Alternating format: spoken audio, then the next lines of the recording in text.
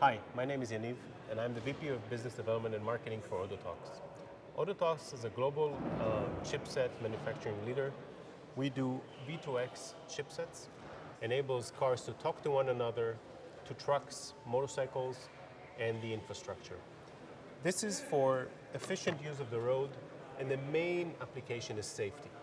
By having cars talk to one another, we can achieve certainty in non-line of sight situations. So if two cars are approaching one another and there's a building or another obstruction in the middle, we can avoid accidents this way. Vehicle-to-everything communication is not just for vehicles today, but also for autonomous vehicles of the future.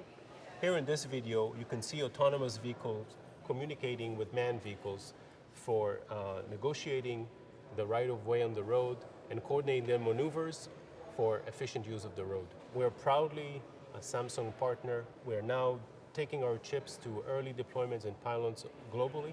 This technology will hit the road in the next couple of years, and we are partnered with major OEMs, automotive OEMs, to deploy this technology in millions of vehicles around the globe.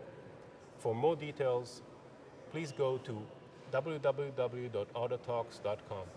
Thank you.